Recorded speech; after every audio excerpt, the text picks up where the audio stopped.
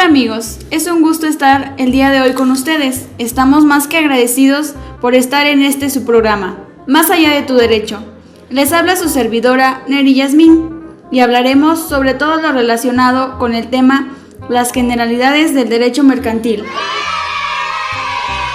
Dentro de abordaremos muchos subtemas que les aseguro son de gran importancia y esperemos y sean de su ayuda. Dentro de estos se encuentran los siguientes subtemas titulados: Concepto y evolución histórica del derecho mercantil, actos de comercio, elementos, clasificación, efectos, sujetos del derecho mercantil, personas físicas y morales, derechos y obligaciones de los sujetos, capacidad de los sujetos, incompatibilidad y prohibiciones, comercio electrónico, ley de protección al consumidor. Somos alumnos del Tecnológico Nacional de México, quien les presentaremos los subtemas a mencionar, y quienes conforman este programa son su servidora Neri Yasmín. Con nosotros también está Noemí. Hola amigos, un gusto estar aquí con ustedes. El compañero Fernando Tadeo. Hola, es un gusto estar con ustedes compartiendo estos temas. Y nuestra compañera Abigail. Es un gusto estar aquí el día de hoy con ustedes platicándoles sobre los temas y subtemas. Y por último, el compañero Javier. ¡Apúntele bien! Hola, ¿qué tal? Me da gusto pertenecer a este programa y poder ayudar a nuestro público. Y esto es Más allá de tu derecho. ¿Qué les parece si comenzamos con una breve introducción sobre los temas a abordar? No. Claro que sí, compañera. Bueno, todo tema tiene un comienzo, tiene un origen y una evolución, así que por más sencillo que parezca, es necesario conocerlo. Por eso comenzaremos a hablar sobre la evolución histórica del derecho mercantil. Así entenderán de una manera más abierta la importancia de este tema en general. Al pasar a los actos de comercio, en donde nos podremos dar cuenta que dentro de los artículos del Código de Comercio, unos desmienten a otros, y esto deja más que decir, ya que todo no es como parece, es decir, no siempre se cumple con lo establecido. De aquí se desglosa todo. Estos son sus elementos, clasificación y efectos, así que les presentaremos lo más detallado y explicado que se pueda, para que así entiendan todo mejor. Ahora bien, ¿cuántas veces no hemos escuchado hablar sobre las personas físicas y morales? Pero aunque parezcan similares, cada uno tiene distintas características que las diferencia. Y es que una persona física son todos aquellos individuos que poseen nombre, domicilio, etc. Es decir, una sola persona. Sin en cambio, la persona moral está constituida por dos o más personas, las cuales determinan su denominación social. Pero claro, dentro de los sujetos del derecho mercantil, cada uno de ellos cuenta con derechos y obligaciones, las cuales deben tomarse en cuenta. Y dentro de los temas tenemos a los más importantes: la capacidad de los sujetos, los cuales se derivan dos: capacidad de goce y capacidad de ejercicios. Y estos se diferencian en que cada uno hace valer por su propia cuenta sus derechos. Sin el cambio de la otra es que debemos tener la aptitud de ser titulares tanto de derechos como obligaciones. Todos los individuos la tienen, gozan de ella, pero para que no te quedes con ninguna duda, te invitamos a quedarte con nosotros, ya que para terminar se encuentran los temas del comercio electrónico y la Ley Federal de Protección al Consumidor. Para la Ley Federal de Protección al Consumidor hablaremos sobre cuál es su principal objetivo, qué es lo que dispone dicha ley.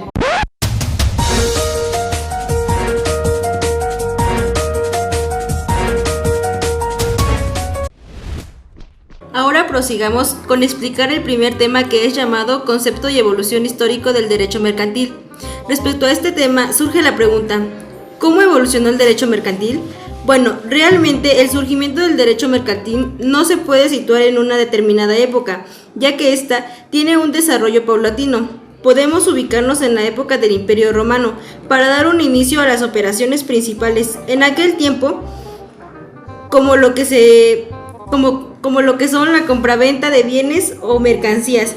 Para este entonces solo existía el derecho común. 2000 años más tarde. Claro, también con el surgimiento del sistema feudal, el comercio empieza a desarrollarse gracias a la agricultura como base. Tiempo después, el crecimiento demográfico también empieza a crecer y como consecuencia de ello aumenta la producción en la agricultura, dando así la expansión del comercio. Apúntele bien. Es por ello que se puede decir que durante la época romana se dio origen al derecho mercantil. Claro que sí, compañero. Y después, ya teniendo una expansión en el comercio, los mismos comerciantes comenzaron a agruparse en gremios o corporaciones para poder defender sus intereses, donde se regían por usos y prácticas mercantiles establecidas por ellos mismos. Ya a partir de lo mencionado por mis compañeros, se crearon tribunales mercaderes, donde surgieron las primeras colecciones de normas mercantiles, dando origen al derecho mercantil. Un ejemplo de estas colecciones de normas mercantiles más importantes son los libros del Consulado del Mar. Quisiera agregar que con el surgimiento del capitalismo industrial y financiero, la revolución industrial transforma la economía, ya que la industria tenía que acumular grandes masas de capital para conseguir sus fines. Y bueno, con la implementación de las maquinarias absolutas se busca fomentar una unidad política y por ello los monarcas dictaban normas para regular el comercio. Distanciándose de Francia en 1807, el primer código de comercio que sirve de modelo al resto de los países.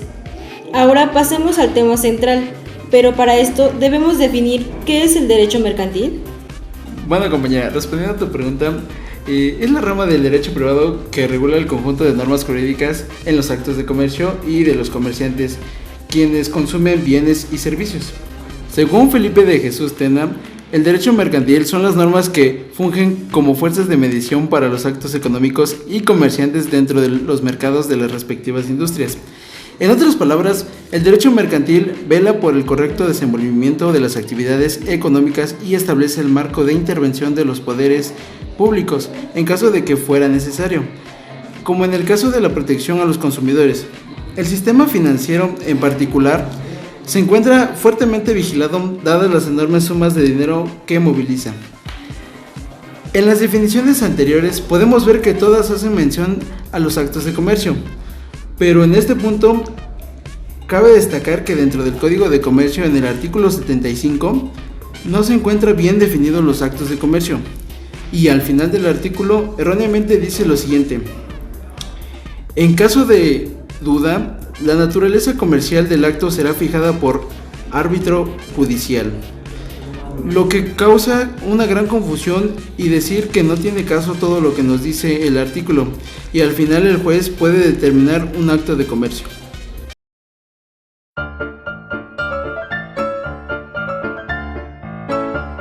Muy bien, entendido el tema, prosigamos con el siguiente titulado: Actos de comercio. Si bien en el Código de Comercio, en el artículo 1, nos establece lo siguiente: los actos comerciales solo se regirán por lo dispuesto en este código y las demás leyes comerciantes aplicables, lo que hace que se provoque una confusión, porque en otras disposiciones del Código de Comercio desmienten lo que se establece en el primer artículo.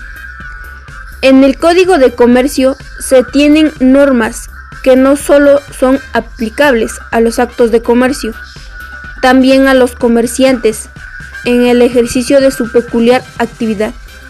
Es por esto que el contenido de nuestro derecho mercantil se constituye de un conjunto de normas reguladoras de los actos de comercio y de los comerciantes y su actividad profesional. También menciona que, en la doctrina, la definición de un acto de comercio son muchas, pero ninguna es aceptada unánimemente. Su noción, por las múltiples facetas, parece haber escapado, a pesar de que los arduos esfuerzos de destacados mercantilistas a los límites precisos de una definición, los autores en su mayoría la consideran inalcanzable. En México, nuestro Código de Comercio no define el acto de comercio, puesto que se limita a enumerar una serie de actos a los que se le otorga ese carácter. El acto de comercio es una figura jurídica que tiene como finalidad distinguir el campo de actuación del derecho mercantil con respecto al derecho civil. Este concepto se origina de la necesidad de distinguir casos concretos en razón de que los negocios jurídicos, contratos y obligaciones poseen estatus jurídicos diferentes, ya sea de derecho civil o de derecho mercantil. 2000 años más tarde. Según la doctrina, es la manifestación de la voluntad del hombre con el propósito de producir consecuencias jurídicas. Es por esto que tenemos que definir qué es el acto jurídico y hecho jurídico. Bien, el acto jurídico es la manifestación de la voluntad cuyo propósito es producir jurídicas, en crear, modificar o extinguir, transferir, conservar derechos y obligaciones. Algunos ejemplos son el testamento, el reconocimiento de un hijo, registro de nacimiento, registro de defunción, un divorcio unilateral, etc. Ahora bien, el hecho jurídico es la realización de acontecimientos de la naturaleza y no interviene en la voluntad del hombre con consecuencias de derecho. Ejemplos de estos son una catástrofe natural, la declaración de una guerra, la muerte, etc. Claro que sí, compañera. Y para colmo, en el artículo 2 del Código de Comercio se nos dice lo siguiente: a falta de disposiciones de este ordenamiento y las demás leyes mercantiles, serán aplicables a los actos de comercio las del derecho común contenidas en el Código Civil, aplicable en materia federal. No tiene caso que se tenga un código de comercio si se va a carecer de alguna disposición y no tengamos que basar en el Código Civil Federal. Por último, hay que destacar lo que nos dice el artículo 76 del Código de Comercio, que no son actos de comercio la compra de artículos o mercaderías que, para su uso o consumo o los de su familia, hagan los comerciantes, ni las reventas hechas por obreros, cuando ellas fuesen consecuencia natural de la práctica de su oficio. Claro que sí, compañero Fernando, pero ahora mencionaré los elementos del acto de comercio. Son 3 los elementos que poseen los actos de comercio, y estos son el consentimiento de quien lo ejecuta, el objeto de quien cae el acto de comercio, la causa que tiene el acto de comercio, en otras palabras, su finalidad. Su clasificación es la siguiente: actos absolutamente mercantiles. Se refiere a los actos que solo tienen el carácter o naturaleza determinados en la propio Código de Comercio en su artículo 75, al igual que hay otros actos determinados en la Ley General de Títulos y Operaciones de Crédito. Es decir, que son aquellos actos que solo están regulados por el Código de Comercio o alguna de las leyes mercantiles especiales, y no es posible encontrar disposición alguna relativa a estos actos en la legislación civil. Ejemplo de esto puede ser un contrato de habilitación, contrato de fideicomiso, contrato de cuenta corriente y un contrato de títulos. Acto de mercantilidad condicional. Son aquellas actividades que aparentemente llevan implícita la aplicación del Código de Comercio y a la aplicación del Código Civil. Por ejemplo, las enajenaciones con el propósito de lucrar con la enajenación o alquilar de la cosa adquirida, bien inmuebles, es decir, la celebración de un contrato de arrendamiento respecto a un bien inmueble que será empleada por la edificación de una empresa. Actos de comercio, entendiendo su finalidad. Son aquellas actividades que son realizadas los comerciantes con toda intención de obtener un lucro o ganancia lícita, pero también dichas actividades pueden ser realizadas por personas que no tengan el carácter de comerciantes, mas sin embargo se deben advertir la intención respecto a la obtención de un lucro. Esto quiere decir que aplica a todas las personas que busquen una ganancia en el acto de comercio, así sean o no comerciantes. Pero, compañero Javier, ¿puedes proseguir con las siguientes clasificaciones, por favor? Claro, compañera. Proseguiré con las demás clasificaciones. La siguiente es actos mercantiles por alguna de las personas que en ellos intervienen. Bueno, esas son actividades que se realizan exclusivamente por determinadas personas a las que la ley mercantil les reconoce el carácter de comerciantes. En este sentido, Para que se configure en sí el acto de comercio, es suficiente que una de las personas que intervienen, obvio, tengan el carácter de comerciante del artículo 1050 del Código de Comercio. Esto quiere decir que un acto en el que participen solo el comerciante y el consumidor sin actividad de comercio. Bueno, seguiremos con actos mercantiles por su objeto. Son aquellas actividades que revisten de una naturaleza comercial por dos razones. La primera es que se encuentran en estos supuestos en algún documento, tal como el Código de Comercio, o la segunda, que se materializan o se expresan en instrumentos o documentos que la legislación mercantil establece para su operatividad. También su desarrollo en objeto de títulos de crédito.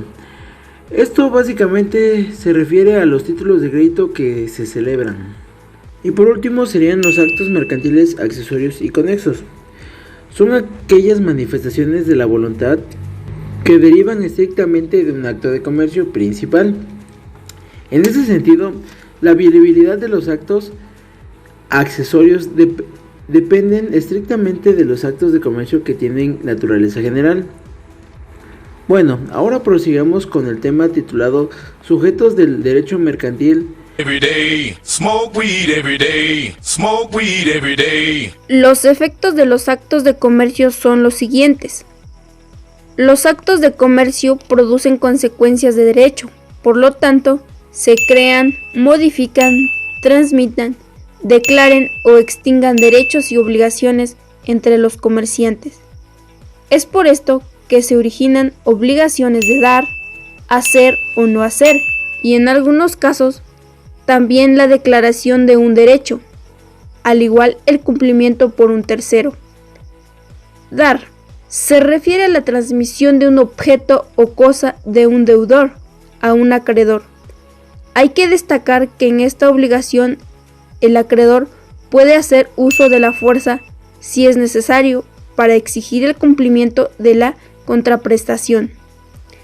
Hacer se refiere a la prestación de servicios, en el que personalmente el deudor cumpla con su obligación. En el caso de un incumplimiento, solo se pagaría la indemnización por daños y perjuicios. No hacer se refiere cuando el deudor haga omisión en el cumplimiento, es decir, que se le especifique lo que puede hacer y lo que no puede hacer. En el caso de un incumplimiento, el deudor tendrá que reparar el daño. Por eso es importante especificar los fines. Cumplimiento por un tercero. Al acreedor le asiste el derecho de hacerse procurar por otro la prestación que el deudor se niega a ejecutar, todo por cuenta de éste. El tercero, al que se le encomendó hacer la cosa, reclamar el pago al acreedor o al deudor.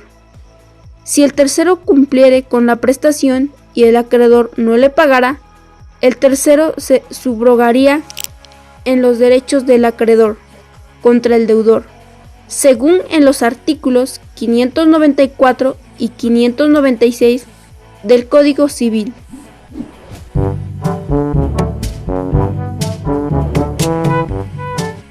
Pero ¿qué te parece, compañera Noemí, si empezamos preguntándonos ¿qué es un sujeto del derecho mercantil? Estos son los sujetos de las relaciones jurídicas mercantiles, las personas que en ellas intervienen originando entre ellas vínculos obligatorios respecto de su conducta. Ahora sabemos el concepto de este tema, pero ¿quiénes son los sujetos del derecho mercantil? Claro que sí, compañera. Respondiendo a esa pregunta, para el maestro Rafael de Pina Vara, participan los comerciantes y las personas que realizan accidentalmente alguna operación de comercio, aunque no tengan establecimiento fijo y por tanto se encuentran sujetas a la legislación mercantil. Pero ahora pasemos con la siguiente pregunta. Desde el punto de vista jurídico, ¿quiénes son los comerciantes? Compañera Abby, ¿puedes responder la pregunta?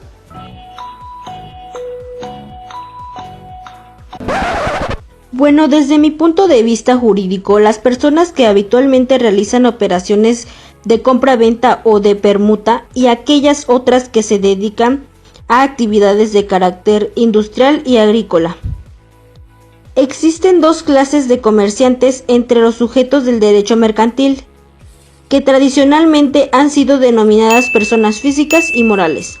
Sin embargo, para determinar desde el punto de vista jurídico quiénes son los comerciantes deben ser específicos. Por lo tanto, dichos sujetos son, tanto como personas físicas como personas colectivas de carácter mercantil. Rafael de Pinavara. Los primeros son personas físicas que cubren los requisitos que la ley establece para hacerlo. Los segundos son las sociedades mercantiles que siempre se dedican al comercio y que se constituyen en la forma que establece la Ley General de Sociedades Mercantiles. De estas se hablará más adelante, pero también en el artículo 3 del Código de Comercio menciona sobre quiénes son los comerciantes. Claro que sí, compañera. Mencionaré algunos aspectos relacionados sobre el artículo 3.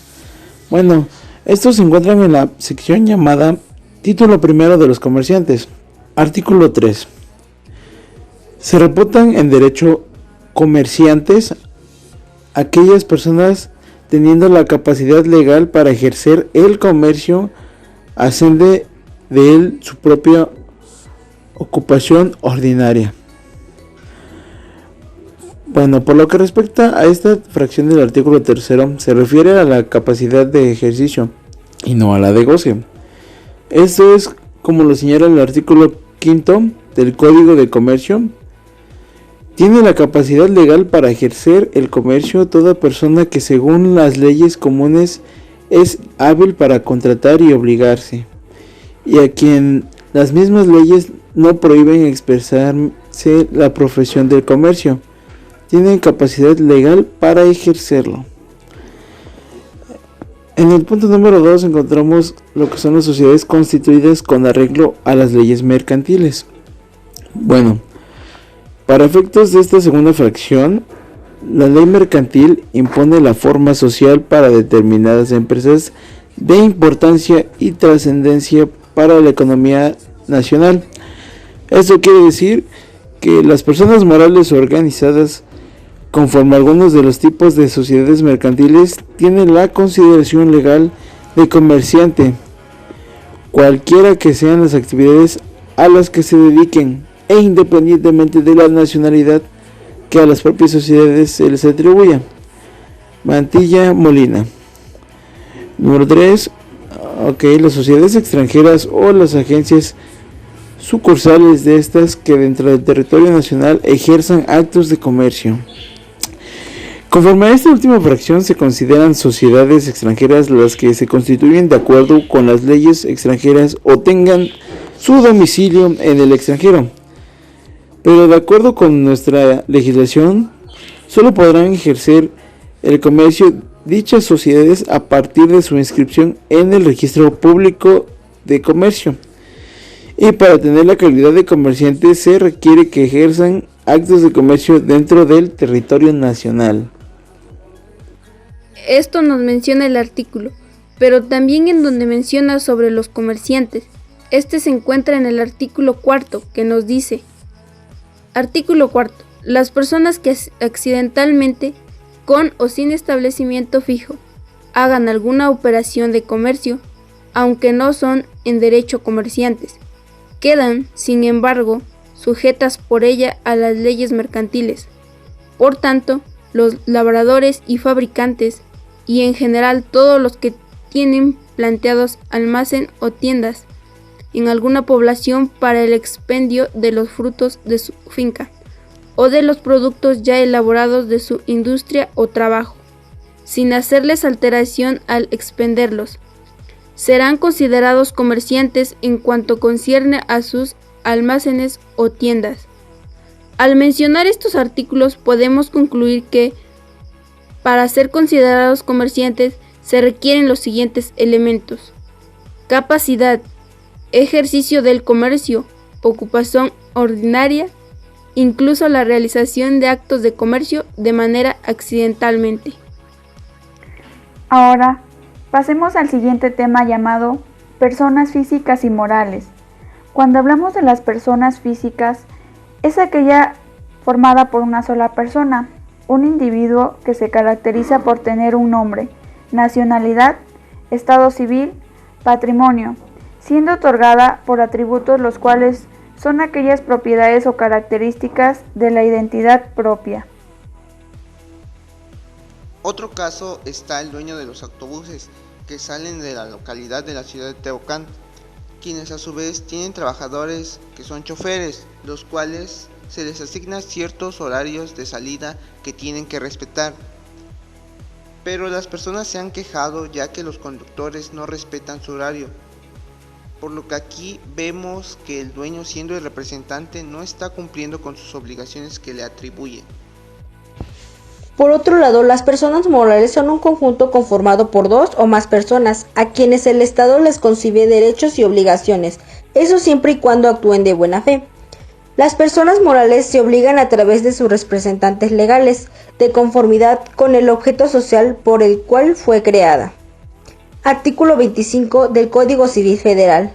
Son personas morales la nación, los estados y los municipios, las demás corporaciones de carácter público reconocidas por la ley, las sociedades civiles o mercantiles, los sindicatos, las asociaciones profesionales y las demás a que se refiere la fracción del artículo 123 del Código Federal, las sociedades corporativas y mutualistas, las asociaciones distintas de las enumeradas que se propagan fines políticos, científicos, artísticos o recreo o cualquier otro fin lícito, siempre que no fue desconocida por la ley. Las personas morales extranjeras de naturaleza privada, ya que existen en ellos la capacidad de goce en donde la facultad de ser titulada de derechos y en el organismo u empresa que forman la segunda se refiere a la capacidad de ejercicio o no. Se ha dicho que las personas morales pueden ser de dos formas distintas, denominación o razón social. Y para que nos entienda mejor, la denominación es el nombre ficticio de la persona moral. Por ejemplo, Venta de Estrellas S.A. Sabemos que no es correcto. Y la razón social, por otro lado, es el nombre de uno o dos o todos los socios que utilizan para ser representados. Un ejemplo, compañera, puede ser Robles Pineda Estrada. La nacionalidad de la persona moral puede ser distinta de sus socios, y esta depende del lugar donde se haya escrito el acta constitutiva. Y claro, el acta es la redacción, que es el paso necesario en la información de cualquier tipo de agrupación o sociedad, ya que legaliza la situación que registra legalmente la creación de la empresa. Y por lo tanto, una persona moral que se constituye en México deberá obligarse a lo dispuesto por las leyes mexicanas. Proseguiremos con el siguiente tema, que es llamado derechos y obligaciones de los sujetos. Es muy importante tener en cuenta los derechos que como ser o individuo tenemos para que estos no sean evadidos, así como también las obligaciones que adquieren aquellos. Por lo que les definiremos que los sujetos son los comerciantes y las personas que realizan accidentalmente una operación de comercio, aunque no tengan establecimiento fijo, y por lo tanto se encuentran sujetas a la legislación mercantil. Y al hablar de legislación mercantil, se dispone como lo menciona en los artículos 3 y 4 del Código de Comercio, ya mencionados anteriormente. Por tanto, los labradores y fabricantes y en general serán considerados comerciantes en cuanto concierne a sus almacenes o tiendas. Su capacidad es la aptitud natural y legal que tiene la persona para ser titular de derechos y obligaciones y para poder ejercerlos por sí misma o por sus representantes, teniendo la libre administración de sus bienes.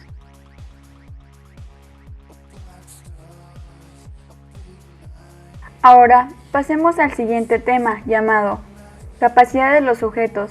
Para comenzar a hablar de este tema es muy importante saber qué son las capacidades.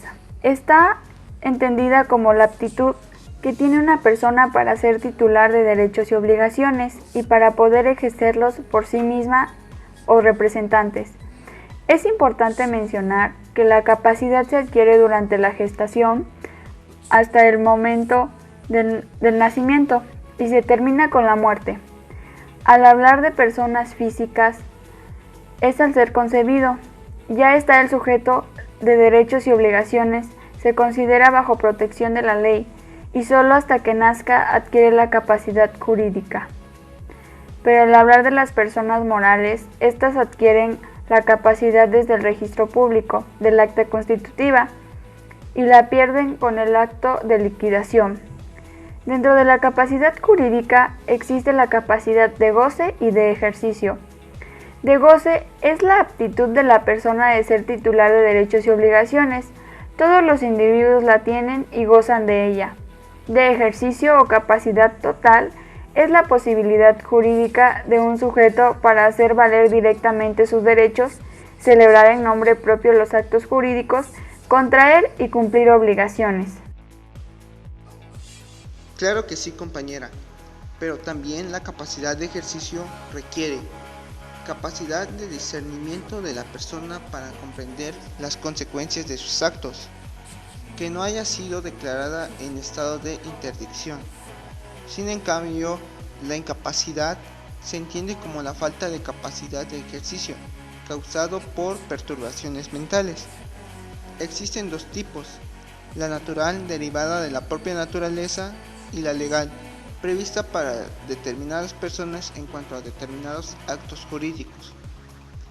Los incapaces naturales son los menores de edad, los sordomudos, ebrios consuetudinarios, etc. El nombre es el medio eficaz del que nos valemos para identificar a las personas físicas. En lo concerniente a las personas morales, el nombre se traduce en la denominación o razón social cuya función permite identificar y proteger sus derechos. La razón social se afirma con el nombre de uno, algunos o todas las personas que constituyen la persona moral, seguido de la forma de organización social. El domicilio es el atributo de la personalidad que consiste en el lugar donde una persona se establece con el anónimo permanente, y los distintos tipos de domicilio son el voluntario, especial o convencional y legal. Muy interesante ese tema, compañero, pero ahora seguiremos con el tema incompatibilidades y provisiones. Javier, ¿puedes hablarnos sobre este tema? Claro que sí, compañera. Empezaremos con un tema interesante, que son las incompatibilidades y prohibiciones que existen. ¿Verdad que sí es interesante? Empecemos con esta pregunta. ¿Ustedes saben quiénes son aquellos incapaces de ejercer el comercio? ¿No? Bueno, pues aquellos incapaces para ejercer el comercio son en primer lugar los emancipados, aquellas personas menores de edad que no han contraído matrimonio y están sujetos a patria potestad. Ok, ahora, en segundo lugar están los mayores de edad declarados en estado de interdicción. Se los explico. Son todas esas personas que padecen alguna enfermedad o deficiencia física, psicológica o sensorial, ya sea por adicción o sustancias tóxicas o por nacimiento. Pero esperen, esos no son todos. Todavía faltan algunos más. Todavía están los corredores, los quebrados que no hayan sido rehabilitados y aquellos que hayan sido condenados por delitos contra la propiedad. Este último tiene ciertas cosas más destacadas que no mencioné, como por ejemplo, que en los delitos por los cuales se les condena entra la falsedad, especulación, el cohecho y la conclusión. Entra la falsedad, especulación y la concusión. ¿Saben? Me sorprende mucho la condena por la falsedad. En este país hay mucha gente que no es muy honesta, que digamos. Y si la llegan a descubrir, les quitarían la capacidad de ejercer el comercio. Creo que es algo con lo que nadie quisiera lidiar. Pero esa gente, sean honestos, en cualquiera de sus acciones. Por eso, gente, sean honestos en cualquiera de sus acciones. La honestidad siempre tiene sus recompensas. Olvidaba otro grupo de personas que también tiene prohibido el comercio. Casi lo pasó de largo. Los notarios que ejercen tienen prohibidísima la capacidad de ejercer el comercio. Así también los determinados extranjeros y por último, aquellos con los cuales siempre hay broncas, los famosos sindicatos. Y bien, compatriotas, ¿qué les pareció esta información? Muy útil, ¿no? Saben, ahora que hablemos del comercio y sus sujetos, ¿por qué no hablamos del no y no del comercio? Me refiero a su incapacidad, incompatibilidad y la prohibición. Sinceramente quiero hablar de estos temas porque para la gente debe de ser de suma importancia reconocer la diferencia entre las tres limitaciones o como lo quieran llamar. Volveremos a hablar del tema pasado de la incapacidad. Esta es muy fácil, pero dejémoslo bien claro, la incapacidad solo es de ejercicio, pues toda persona puede llegar a ser comerciante mediante sus representantes. Sigamos adelante. La incompatibilidad. La prohibición se refiere al carácter mismo del comerciante.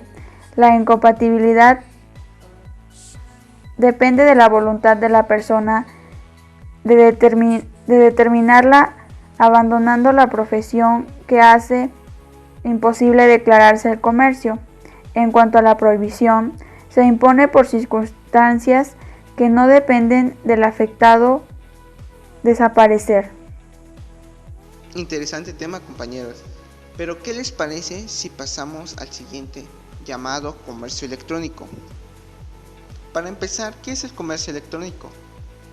Bien, a finales de los años 90, con el desarrollo de las tecnologías informáticas y la expansión de las telecomunicaciones, se fortaleció un proceso de globalización e interdependencia económicas que vio el nacimiento de una forma novedosa de realizar actividades comerciales y se creó un nuevo proceso de oferta y demanda, donde tanto oferentes como demandantes situaron sus transacciones a través de medios electrónicos, principalmente Internet. Así surgieron las empresas digitales, cuyas actividades dan vida al comercio electrónico. La Organización Mundial del Comercio lo define como la producción, distribución, comercialización, venta o entrega de bienes y servicios por medios electrónicos.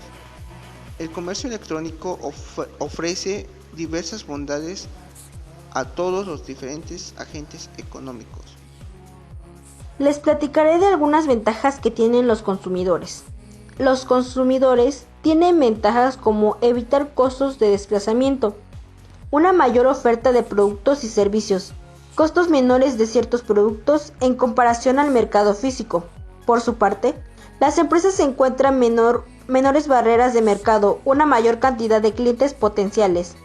En muchos casos de reducción de costos en el desplazamiento de las empresas, pues muchos de ellos no necesitan un espacio de ventas al cliente presencial. Otra de las bondades que ofrece el comercio electrónico es la reducción de la desigualdad en el consumo, ya que gracias a la plataforma tecnológica es posible la adquisición de productos que es imposible adquirir en ciudades pequeñas, donde de manera física resulta costoso que las empresas hagan llegar sus productos. En derecho, como un conjunto de normas públicas heterónomas y obligatorias, es la creación intelectual humana más importante de la civilización, y se expresa como una forma en la que la vida humana se hizo objetiva. Delimita la forma de convivencia y la acción del hombre. Cada paso es seguido y custodiado por las normas jurídicas y se constituye a su cumplimiento, acorde a los intereses de la sociedad y la dignidad humana. Las ventajas que ofrece el comercio electrónico a las empresas son el aumento de las ventas, vendiendo casi cualquier cosa en línea, en cualquier parte del mundo, la rápida adaptación al comercio, modificación o actualizado, la información en el momento deseado. Además, es posible intercambiar información en tiempo real a través de los sistemas habilitados de Internet, que conduce a mayor eficiencia de productos.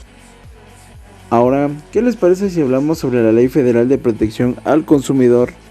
Profeco, Procuraduría Federal del Consumidor. Comencemos con ¿qué es la Profeco? Bueno, es una institución encargada de defender los derechos de los consumidores, prevenir abusos y garantizar relaciones de consumo justas. México se convirtió en el primer país latinoamericano en crear una procuraduría y el segundo con una ley en la materia.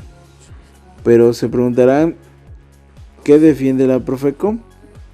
¿Nos puedes responder esta pregunta, por favor, Dani? Claro que sí, con gusto. Bueno, la Ley Federal de Protección al Consumidor tiene por objeto proteger y promover los derechos y cultura del consumidor, además de procurar la equidad, certeza y seguridad jurídica en las relaciones entre proveedores y consumidores. Son 7 los derechos básicos del consumidor que resumen las facultades y obligaciones que otorga esta ley. 1. Derecho a la información. Toda la información de los bienes y servicios que te ofrezcan debe ser oportuna, completa, clara y veraz. 2. Derecho a la educación. Es importante conocer tus derechos y la forma en que te protege la ley para aprender a consumir mejor y de manera más inteligente. 3. Derecho a elegir. Al escoger un producto o servicio, nadie te puede presionar, condicionar la venta, exigir pagos o anticipos sin que hayas firmado un contrato. 4. Derecho a la seguridad y calidad de los bienes y servicios. Deben de cumplir con las normas y disposiciones en materia de seguridad y calidad. 5. Derecho a no ser discriminados. Nadie te puede negar un producto o servicio por tu sexo, raza, religión, condición económica, nacionalidad, orientación sexual, ni por tener alguna discapacidad. 6. Derecho a la compensación si te venden un producto de mala calidad. Tienes derecho a que se te reponga o a que te devuelvan tu dinero, y en su caso a una bonificación no menor a 20% del precio pagado. 7. Derecho a la protección cuando algún proveedor no respete tus derechos o cometa abusos en contra de los consumidores. Por ejemplo, si yo como consumidor veo en la televisión alguna publicación sobre algún producto, como lo es los Doritos, que adentro del empaque se encuentra una tira en donde dice que me puedo ganar otras papas, solo debo canjear la etiqueta. ¿Tengo derecho a exigir lo que publican? Así es, tienes por derecho exigir lo que fue publicado. Debes informarle al personal de la tienda y ellos te tienen que dar lo que se te fue otorgado, porque el personal ya estará informado previamente por su proveedor, como lo menciona el artículo 16 de la Ley Federal de Protección al Consumidor. Artículo 16. Los proveedores y empresas que utilicen información sobre consumidores con fines mercadotécnicos o publicitarios están obligados a informar gratuitamente a cualquier persona que lo solicite si mantienen información acerca de ella. De existir dicha información, deberán ponerla a su disposición si ella misma o su representante lo solicita, e informar acerca de qué información han compartido con terceros y la identidad de esos terceros, así como las recomendaciones que hayan efectuado. La respuesta a cada solicitud deberá darse dentro de los 30 días siguientes a su presentación. En caso de existir alguna ambigüedad o inexactitud en la información de un consumidor, este se le deberá hacer notar al proveedor o a la empresa, quien deberá efectuar dentro de un plazo de 30 días contados a partir de la fecha en que se le haya hecho la solicitud las correcciones que fundadamente indique el consumidor e informar las correcciones a los terceros a quienes les haya entregado dicha información. Para los efectos de esta ley, se entiende por fines mercadotécnicos o publicitarios el ofrecimiento y promoción de bienes, productos o servicios a consumidores. Así es, tienes por derecho exigir lo que fue publicado. Debes informarle al personal de la tienda y ellos te tienen que dar lo que se te fue otorgado, porque el personal ya estará informado previamente por su proveedor, como lo menciona el artículo 16 de la Ley Federal de Protección al Consumidor. Artículo 16. Los proveedores y empresas que utilicen información sobre consumidores con fines mercadotécnicos o publicitarios están obligados a informar gratuitamente a cualquier persona que lo solicite si mantienen información acerca de ella. De existir dicha información, deberán ponerla a su disposición si ella misma o su representante lo solicita, e informar acerca de qué información han compartido con terceros y la identidad de esos terceros, así como las recomendaciones que hayan efectuado. La respuesta a cada solicitud deberá darse dentro de los 30 días siguientes a su presentación. En caso de existir alguna ambigüedad o inexactitud en la información de un consumidor, este se le deberá hacer notar al proveedor o a la empresa, quien deberá efectuar dentro de un plazo de 30 días contados a partir de la fecha en que se le haya hecho la solicitud las correcciones que fundadamente indique el consumidor e informar las correcciones a los terceros a quienes les haya entregado dicha información. Para los efectos de esta ley, se entiende por fines mercadotécnicos o publicitarios el ofrecimiento y promoción de bienes, productos o servicios a consumidores. Ahora, ¿qué les parece si pasamos a las conclusiones? Empezaré con la mía. Todos los temas en general estuvieron muy interesantes, pero más que eso, cada uno tiene algo esencial dentro del derecho mercantil. En lo personal, sí me fueron de gran importancia, ya que aprendí muchas cosas sobre el comercio que no conocía, sobre todo, ya que no se trata de que haya un comprador y un vendedor, sino que de acuerdo al Código de Comercio es como se dan los actos de comercio. Estoy en disgusto, ya que los artículos vistos, algunos son contraproducentes y no dicen nada en cuanto a los actos de comercio, sino que solo causan una confusión y dan ideas erróneas. Me quiero centrar más en el tema de comercio electrónico, ya que fue uno de los temas que investigué. Esto es algo que recientemente, hace algunos años, se ha dado, el cual es por el desenvolvimiento en el que se encuentra nuestra sociedad en general. Ya es necesario buscar mecanismos que ayuden a la adquisición de productos de manera más rápida, y no solo eso, sino que sea más fácil de visualizar o conocer, es decir, utilizando medios digitales o electrónicos. Esto sonaría fácil, pero no es así, ya que este mecanismo tiene una serie de requisitos que, conforme al Código de Comercio, si no cumplen con alguno de ellos, no cuenta con una confiabilidad. En lo personal, al comprador que compra algo en línea o por medios electrónicos causa grandes conflictos para dicho, ya que en primero, no sabes la calidad del producto que te están vendiendo o si cumple con tus necesidades realmente para comprarlo. Claro, igual dependería de uno mismo, ya que es nuestra responsabilidad checar bien. El comercio electrónico para mí es un aporte bueno para la sociedad, ya que la tecnología hoy en día está invadiendo de manera muy notoria nuestras vidas, y esto permite a la sociedad obtener productos que tal vez era difícil de conseguir. Con lo que se ha hablado anteriormente, recuerdo que un familiar, precisamente una tía, vivió una situación en cuanto a la obligación de cumplimiento por un tercero. Un día una amiga de ella le pidió que sea su aval para pedir un crédito y mi tía pues se confió de esa persona.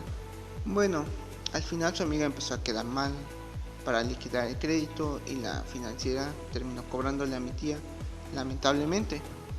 Claro, porque si no iban a investigar el patrimonio con el que ella contaba y le iban a quitar, o le iban a quitar parte de él. A mi punto de vista, lamentablemente para poder defenderse de una situación así se necesita un abogado y eso genera un gasto más. De todos modos, es muy difícil hacer que la obligación realmente sea del deudor, puesto que ya se es aval de alguien y tenemos que cumplir con la obligación ya que aceptamos. Así que por más que sea tu amistad de años, no aceptemos. Respecto a mi conclusión de todos los temas en global, el tema que me llamó la atención fue el tema llamado Ley Federal de Protección al Consumidor. Es muy importante que sepamos sobre ese tema, ya que es muy útil en nuestra vida cotidiana. Nos puede ayudar tanto como para comprar algún producto en el supermercado. Por ejemplo, una vez acompañé a mi mamá a comprar las cosas para el hogar, en donde al comprar el producto de limpieza el precio estaba al 2x1 y al momento de pagar se cobraron los dos y no solo uno. Fue donde exigimos que se respetara lo que estaba en la publicidad.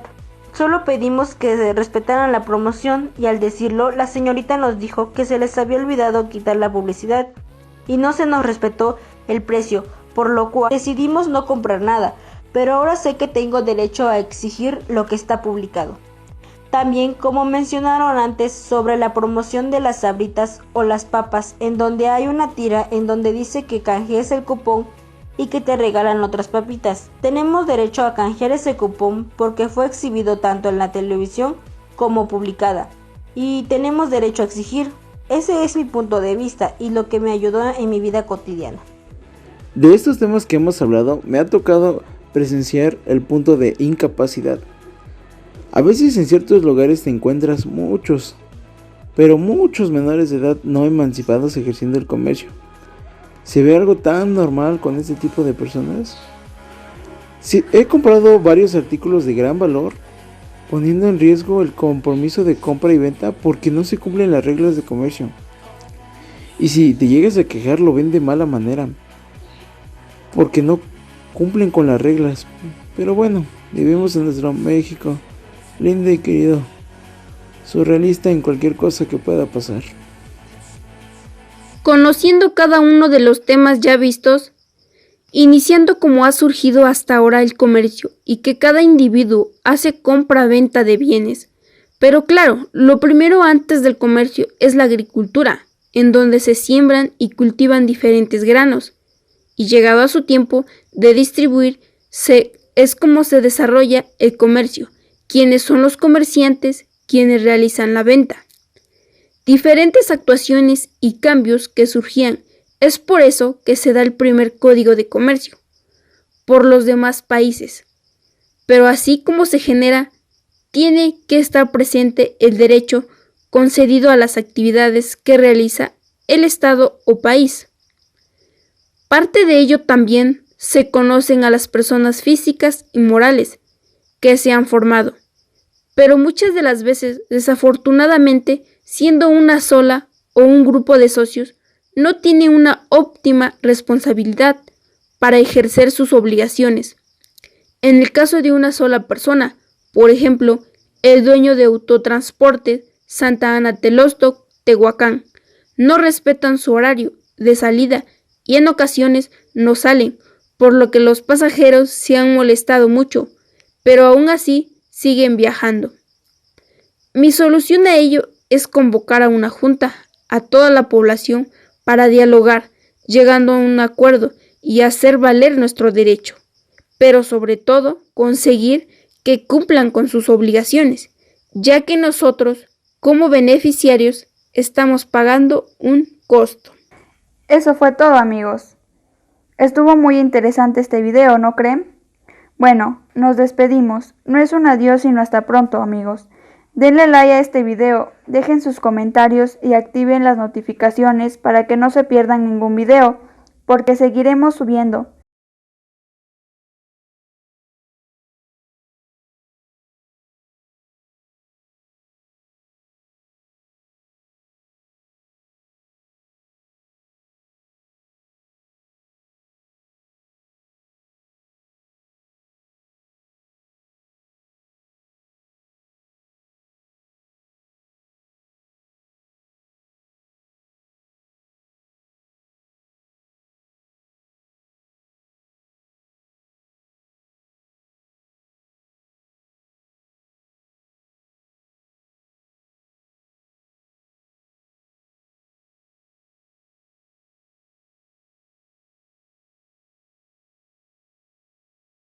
Hasta luego, amigos.